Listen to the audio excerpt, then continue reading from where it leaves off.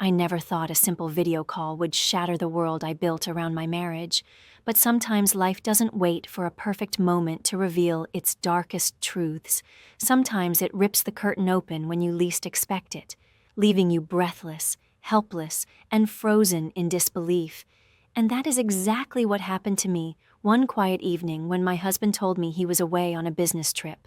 Before I go any further, if you're listening right now, I just want to pause and tell you how much your support means to me.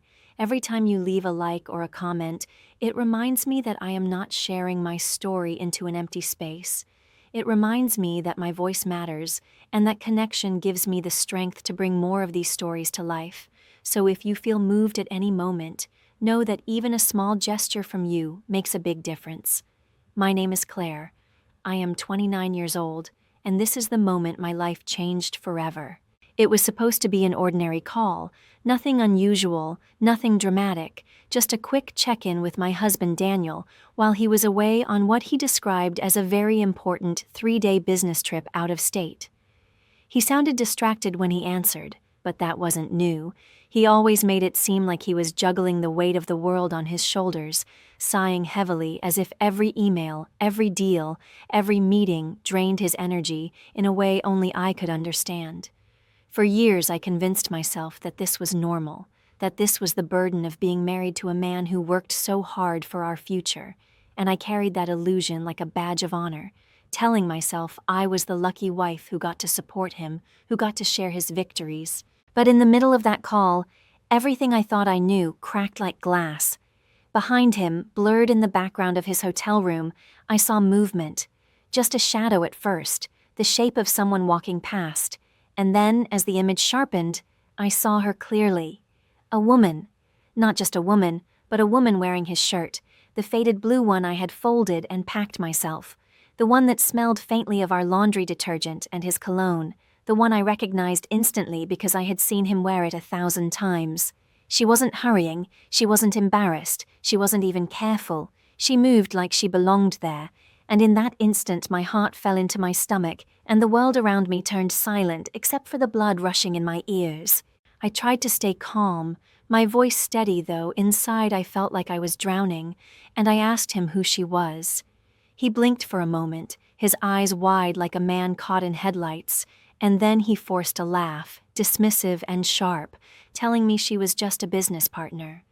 Just a business partner, as if those words could erase the sight of her bare legs, the way she adjusted the collar of his shirt, the way her hair was still damp, as though she had just showered in the bathroom he claimed was his alone. My mind screamed, my body ached to demand answers, to explode, to tear the truth out of him, but something inside me told me to stay silent, to hold back, to let him think I believed him, because silence can be far more powerful than rage when used at the right moment. He smiled too quickly, his eyes darting away, and within seconds he ended the call, leaving me staring at my own reflection on the dark screen, my face pale, my hands trembling, my chest heavy with a pain I had no words for. It wasn't just about the betrayal, it was about the humiliation. The thought that he thought so little of me, that he believed I was naive enough to swallow such a weak excuse. And yet, in that suffocating silence, a strange clarity settled over me. I realized that if I confronted him now, if I let my anger explode, he would twist the story, he would make me doubt myself, he would gaslight me into believing I hadn't seen what I had just seen, and I couldn't let that happen. So I stayed quiet. I sat there for hours replaying the moment, the way she moved, the way he lied, the way I froze, and I made a choice. My silence wouldn't be weakness. My silence would be my weapon, because I knew that sooner or later the truth always comes out, and when it did, I would be ready. That night, I barely slept. I lay awake in the dark, the ceiling spinning above me, my chest aching, my eyes burning with unshed tears. I thought about every moment in our marriage, every tender word, every kiss on my forehead, every promise of forever, and each memory felt poisoned, tainted by the shadow of that woman in his shirt. I kept asking myself the same questions over and over. How long had this been going on? Was she the first, or just the first one careless enough to cross the screen? Was this trip really about business, or was I the business he had abandoned? And most painfully, what did that make me? The loyal wife, waiting at home while he lived another life. The morning sun crept in through the curtains, and with it came a strange determination. I wasn't going to beg him for explanations. I wasn't going to cry into the phone. I wasn't going to let him see me break. Instead, I would watch, I would wait, I would gather every detail until he trapped himself in his own lies. And deep inside, I made a silent vow that he would never see me coming, that the day would come when the truth would hit him harder than he ever imagined. Because in that one call, in that one careless moment, my husband revealed who he truly was. And even though he thought he had ended the conversation, for me, it was just the beginning of a story he never saw coming. I used to believe with all my heart that my marriage was something rare, something enviable, the kind of love that people noticed when we walked into a room together, because Daniel had a way of making everyone believe he was the devoted husband who adored his wife, and I willingly played my part in that performance, convincing myself that the small gestures he gave me were proof of something deeper, even when the reality of our life behind closed doors was not always so perfect. He would bring home flowers after long trips. He would book expensive dinners at restaurants I never would have chosen for myself, and he would hold my hand in public as if to remind the world that I was his. And for a long time, I let those moments silence the quiet voice inside me that asked why true intimacy, the kind that comes from honest words and consistent presence, always seemed to be missing. I thought love meant forgiving long absences and unexplained moods. I thought devotion meant sacrificing parts of myself so he could rise higher. And I told myself that one day all of it would be worth it when he finally slowed down and we enjoyed the life we had built together. But if I am honest with myself, the cracks had been there from the very beginning. Small at first, almost invisible, like hairline fractures on glass that you only notice when the light hits them just right, and over time they deepened until they could no longer be ignored. Yet I forced myself to look away. There were the nights when he returned home late, the smell of whiskey heavy on his breath, muttering about deals gone wrong and clients who were impossible to please. And there were the mornings when he left before sunrise, his phone buzzing with messages that he silenced too quickly, his eyes darting away when I asked simple questions. I convinced myself it was stress, that every marriage carried seasons of distance, and I clung to the image of us smiling in vacation photos and laughing at holiday gatherings as proof that the love was still real, even when deep down I knew those smiles were sometimes painted on. I wanted to believe so badly that he was the man I thought I had married, that I built an entire world around that belief, refusing to see the rot growing underneath. The cruelest part of it all was that I had given up so much in the name of being a good wife, believing him when he said my career was less important than our shared dreams, believing him when he promised that he would take care of everything if I just focused on the home. And for years, I told myself that sacrificing my ambitions was noble, that it was love, when in reality it left me exposed, dependent, and vulnerable. I remember the night he persuaded me not to take a job I had worked years to qualify for, telling me that travel and late hours would ruin our marriage, and I had swallowed those words like medicine, believing they were for my own good. But now I see them for what they were, a quiet way of cutting off my independence so I would always need him more than he needed me. That realization burns like a wound even now, because it wasn't just my trust he betrayed, it was my sense of self, my belief that I was building a partnership when in truth I was being slowly erased in the shadow of his ambition. And yet despite all of that, I still wanted to hold on, still wanted to believe in the illusion, because the alternative was too painful to accept, and when you have invested your entire heart into someone, it feels impossible to imagine that the foundation is a lie. That is why the video call hit me so hard, because in that single moment I saw the mask slip, and all the doubts I had buried for years rose to the surface like shards of glass tearing through skin, leaving me raw and exposed. Suddenly every excuse, every late night, every missing piece, snapped together into a picture I could no longer ignore. And I understood that the perfect marriage I thought I had was never truly perfect. It was only an illusion I clung to because I was afraid of what life would look like without it. But illusions cannot survive the weight of truth, and the truth was now staring me in the face, daring me to stop pretending and finally see my life for what it really was. In the days that followed the call, I chose silence, not because I was weak, not because I was afraid, but because I understood that silence gave me space to watch, to collect, to connect dots that I had once ignored. And though every fiber of my being wanted to scream, I pressed my lips together and forced myself into stillness, because stillness made me invisible, and invisibility gave me power. I began noticing the small inconsistencies that I once brushed away with excuses, the way his stories shifted slightly each time he retold them, the way his eyes flickered when I asked about meetings that seemed to stretch late into the night, and the way his phone was never far from his hand, as if it held secrets he could not afford to let slip. For years I had trusted too blindly, but now I was watching with eyes sharpened by betrayal, and what I saw confirmed that the video call had not been an accident. It had been a window into a truth he thought he could hide forever. I started looking for traces in the mundane places he assumed I would never check. The receipts crumpled in his jacket pockets, the credit card statements tucked into drawers, the faint scent of perfume that was not mine lingering on his shirts, and each discovery landed like a small cut on my skin, painful but survivable, until altogether they formed 1,000 wounds I could no longer deny. There was one receipt that seared itself into my memory, a purchase from a jewelry store made during a trip he claimed was spent locked in meetings, and when I searched our home from top to bottom, I found no trace of it, no new necklace, no bracelet, no ring.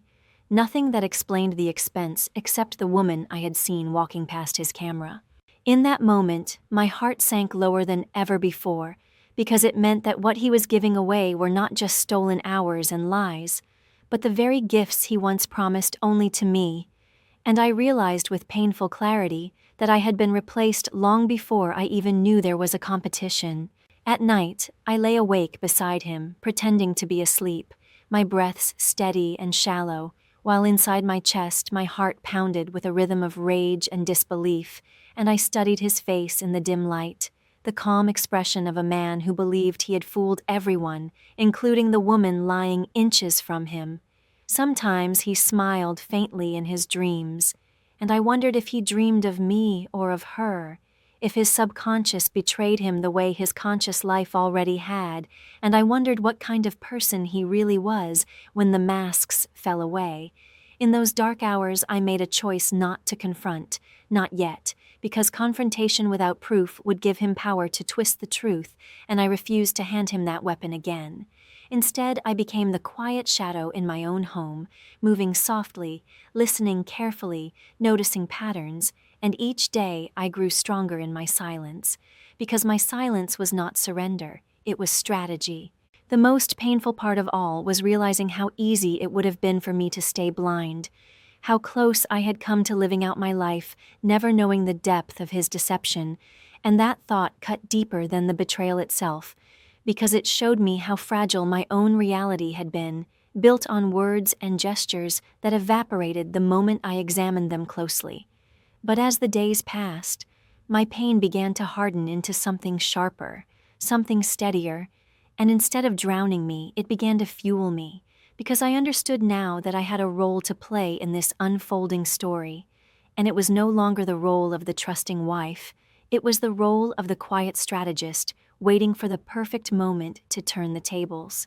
He thought my silence meant forgiveness, but in truth, it meant preparation, and when the time came, he would never see the storm I carried inside me until it was too late. There came a night when the weight of my suspicions grew too heavy to bear in silence, and I found myself moving like a thief through my own home, my bare feet quiet on the hardwood floors, as I slipped into his office while he slept soundly in the next room, unaware that his secrets were about to breathe their last moment in the dark. The air in that room felt heavier than anywhere else in the house, as if it carried the residue of every lie he had ever spoken.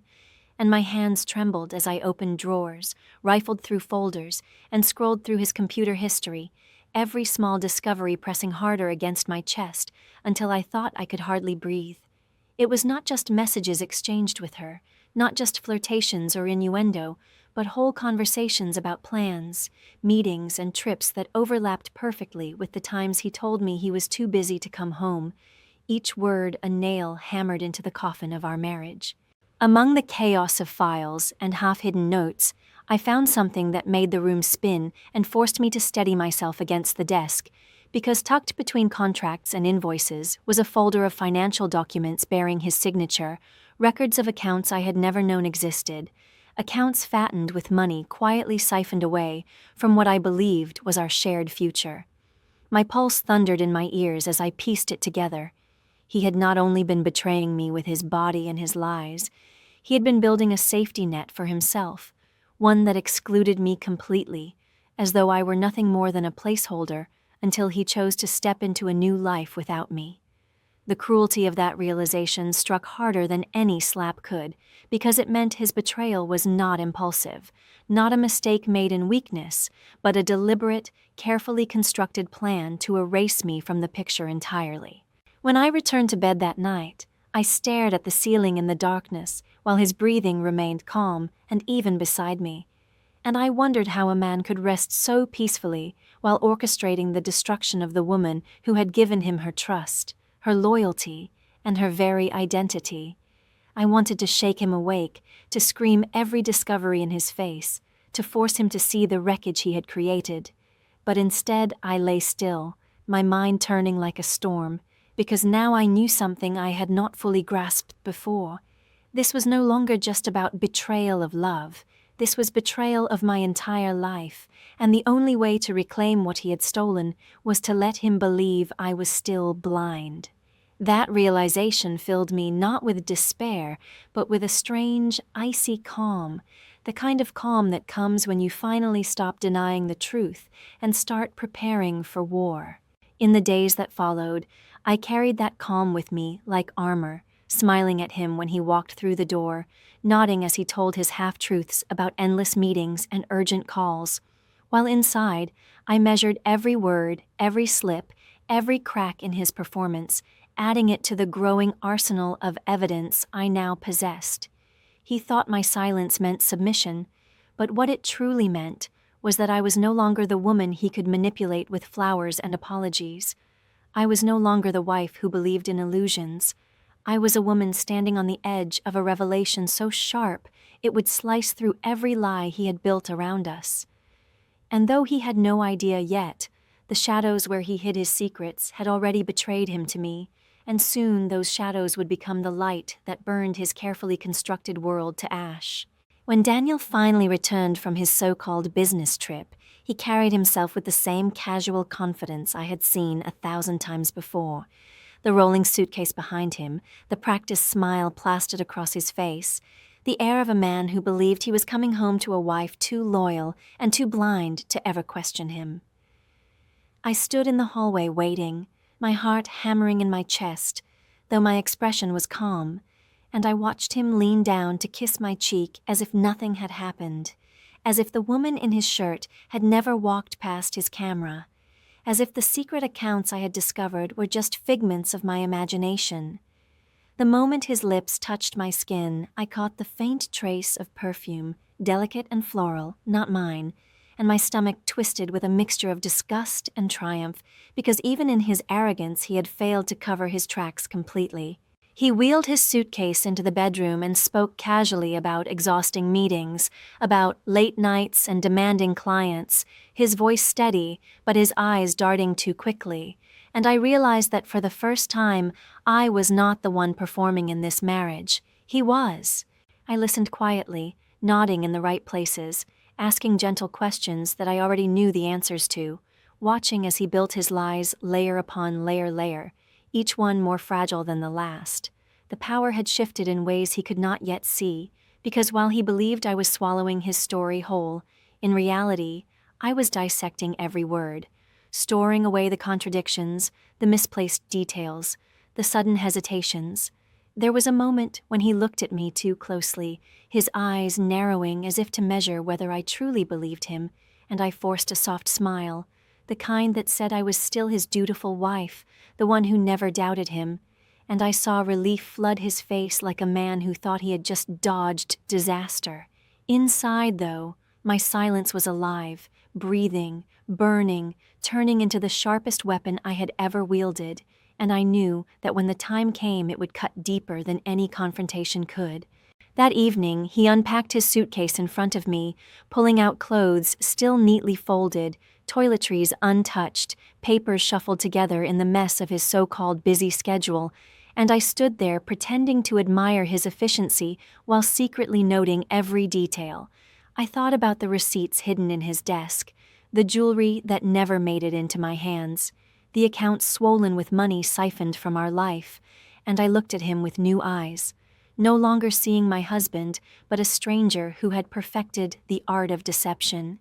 He poured himself a glass of wine and offered me one, and I accepted, raising it to my lips with steady hands, though inside my rage trembled, and as we sat together at the kitchen table, he laughed at some story from his trip, and I found myself laughing too, not because it was funny, but because the sound of my laughter was the mask that kept me invisible, and invisibility was the very thing that would destroy him in the end. That night, as he fell asleep beside me, his breathing slow and even, I lay awake staring at the ceiling, my mind turning over the evidence like a jeweler turning over a stone, searching for the sharpest edge.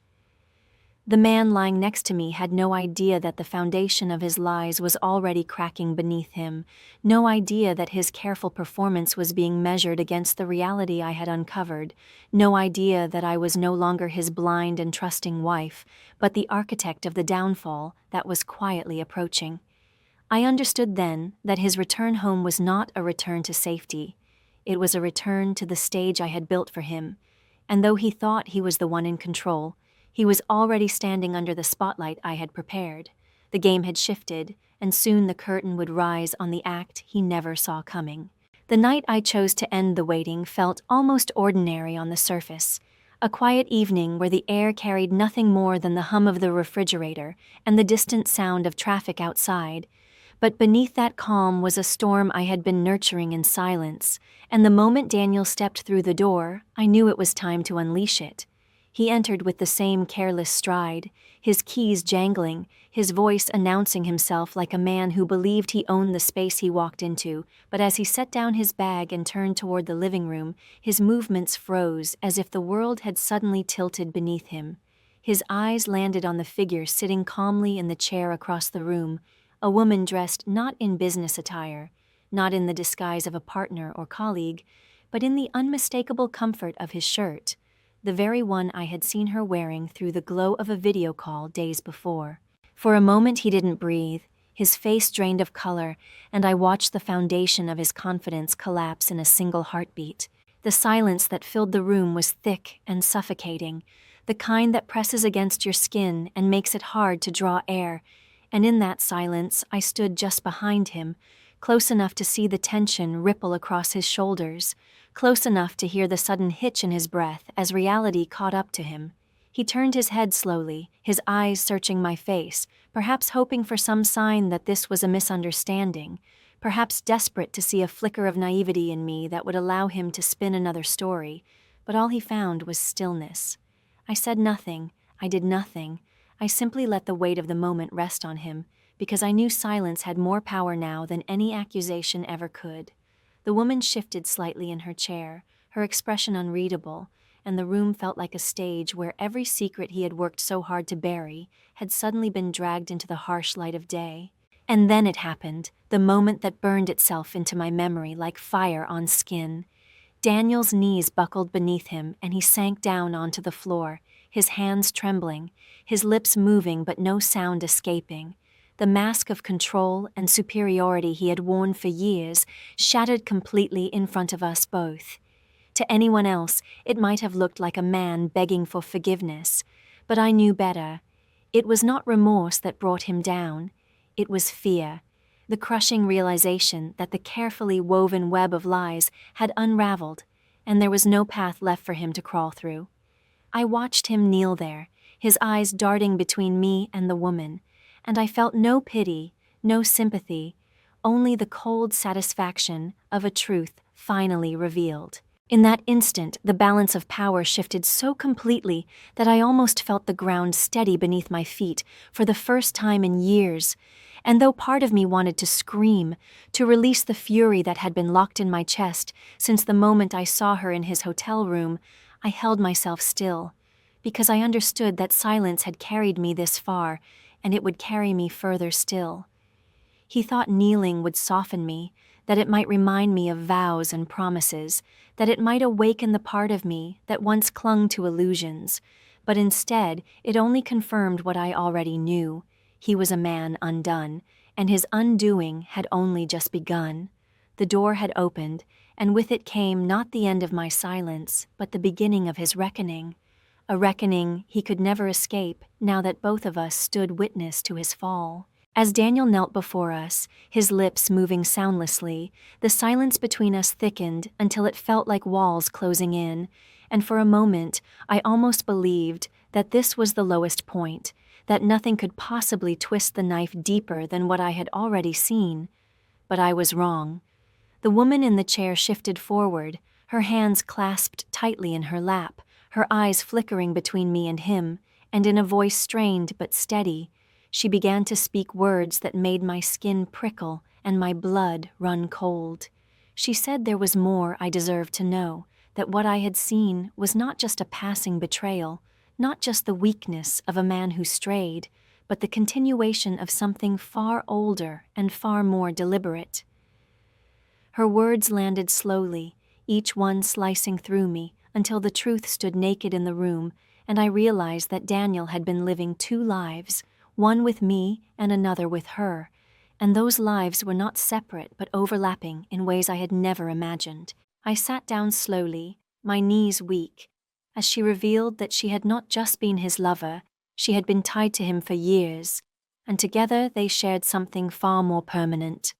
A child, born in the shadows of my own marriage, conceived during the very years I had believed in his fidelity, the very years I had been carrying our son in my own body.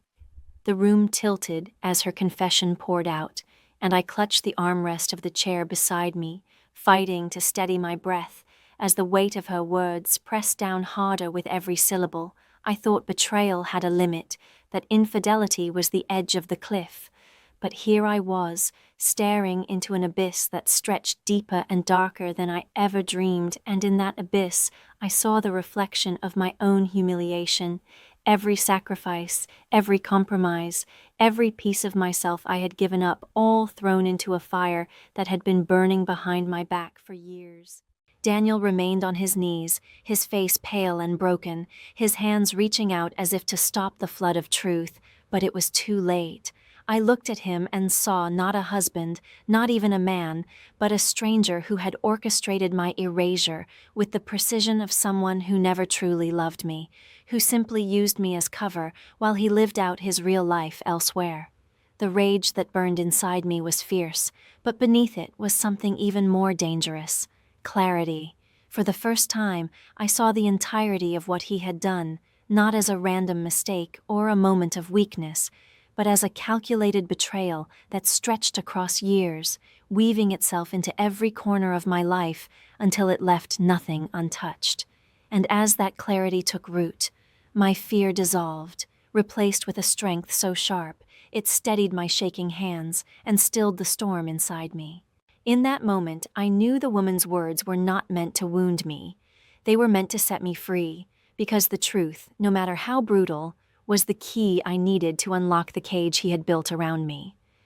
I met her gaze and gave the faintest nod, not of forgiveness, but of acknowledgement, because now I understood that we were both victims of the same man, both pawns in a game that had gone on for far too long. And as Daniel sat crumpled on the floor, begging with his eyes, though his lips failed him, I felt the last thread of the illusion snap, leaving me no longer the woman he had lied to, but the woman who would decide his fate. The hidden truth had been revealed, and though it burned like fire through my chest, It also lit the path forward, a path that led not to despair, but to retribution. As I stood there watching him crumble, I felt no urgency to shout, no need to strike back with words, because the quiet weight of my preparation spoke louder than anything I could say.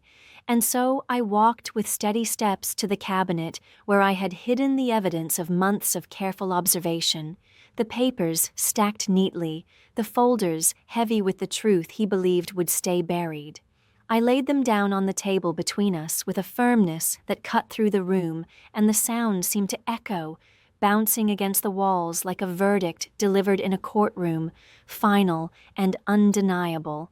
Daniel reached for them with hesitant fingers, flipping through receipts, transfers, contracts, and emails, and as he did, the color drained from his face until he looked almost ghostly, his lips parting in shock as he realized there was no escape, no lie that could cover the signatures and figures staring back at him in black and white. For years he had thought of me as fragile, as soft clay he could mold into whatever shape suited him.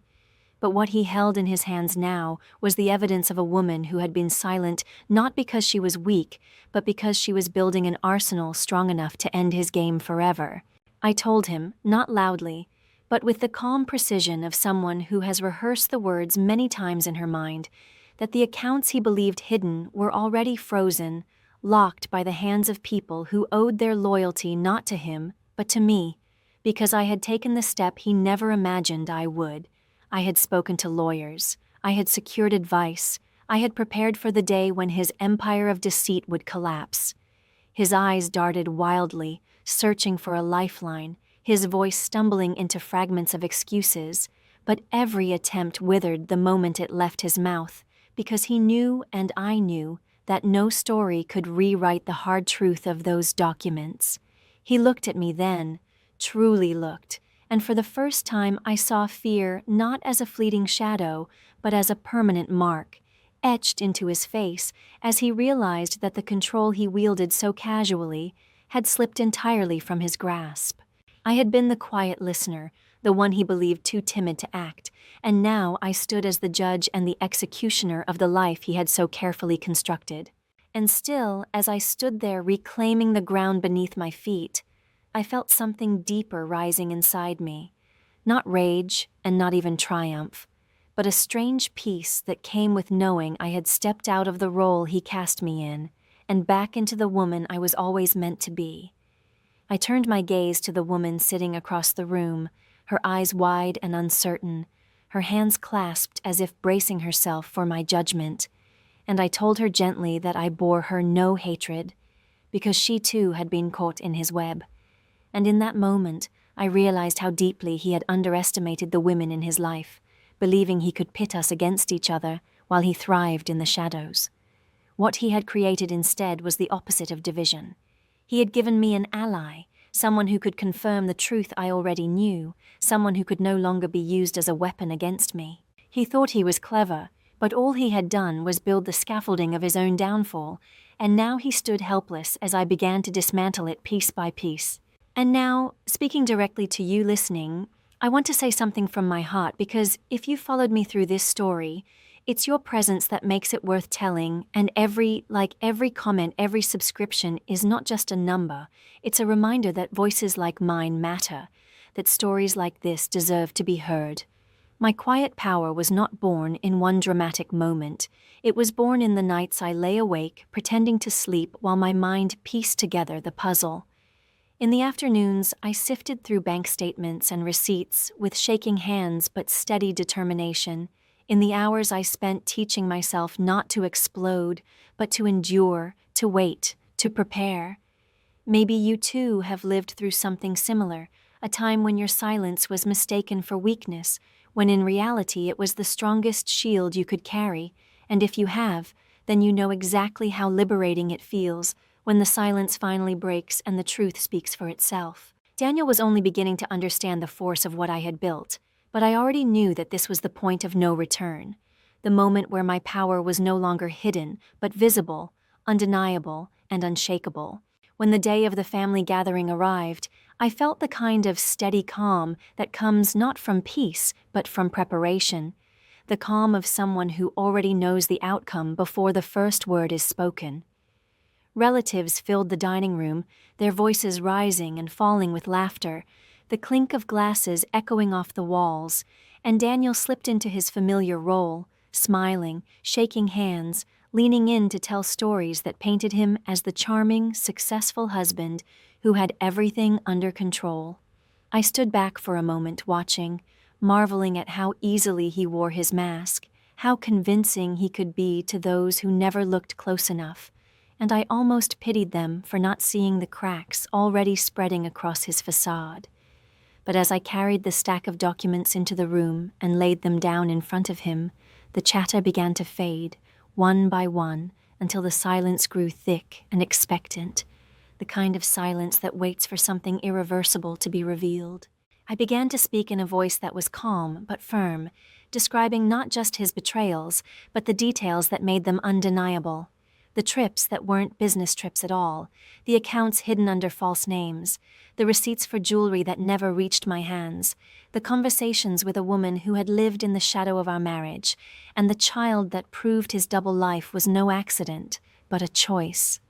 Faces around the table shifted from confusion to shock to disgust, forks clattering onto plates, wine glasses left untouched as the truth spread like wildfire.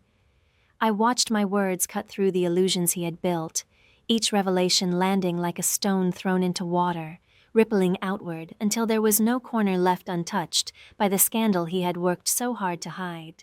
Daniel sat rigid, his hands clenched on the table, his eyes darting wildly, searching for an escape that no longer existed, and for the first time I saw him not as the man who controlled everything, but as the man who had finally lost it all.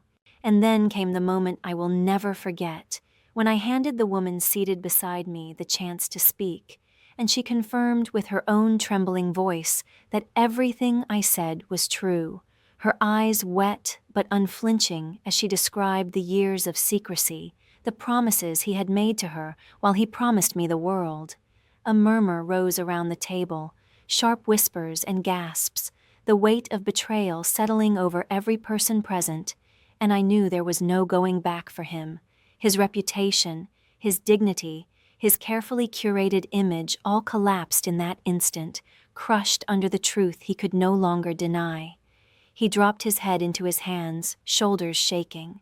But whether it was from shame or fury, I could not tell, and it no longer mattered, because the man who once stood above everyone else was now laid bare in front of them all, stripped of his power, his lies, and the respect he thought was unshakable.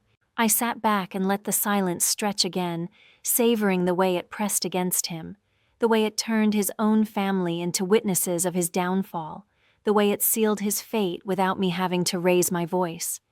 He had humiliated me in silence for years, believing I would never fight back, and now it was his turn to sit in silence while the world saw him for what he truly was. In that room, filled with the people who once admired him, I finally felt the full weight of my own freedom settling onto my shoulders, heavy but liberating, and I knew that no matter what came next, this moment had already given me everything I needed: justice, clarity, and the undeniable truth that the man who once held me captive in his lies had been undone by nothing more than the strength he had underestimated in me all along. In the days that followed that unforgettable night, Daniel's life unraveled with a speed that left even me surprised, as though once the first thread had been pulled, the entire fabric of his carefully crafted existence collapsed in on itself. The accounts he thought untouchable remained frozen. The lawyer I had hired wasted no time in filing the paperwork that secured my rights, and the whispers from that family gathering spread like wildfire, until even those who once admired him now spoke his name with contempt. He moved through the house like a shadow, his voice hollow, his confidence stripped away, and I realized that I no longer needed to scream, no longer needed to demand answers, because the silence that had once been my prison had now become his. Everywhere he turned, there was no escape from the truth, and for the first time, I saw him for what he truly was, a man undone not by my rage, but by his own choices. I walked through the rooms of our home differently after that, no longer carrying the weight of suspicion, no longer shrinking under his presence, but standing tall with the knowledge that the life he tried to steal from me was already being rebuilt in my own hands. The very walls that had once witnessed my quiet suffering now felt like allies, reflecting back the strength I had discovered within myself, and every step I took reminded me that freedom is not given, it is taken. There were moments, brief and fleeting, when the memory of what we once had tried to tug at me, the laughter we once shared, the promises we once made. But each time those memories rose, they dissolved under the sharper truth of who he had become and who I had become in response.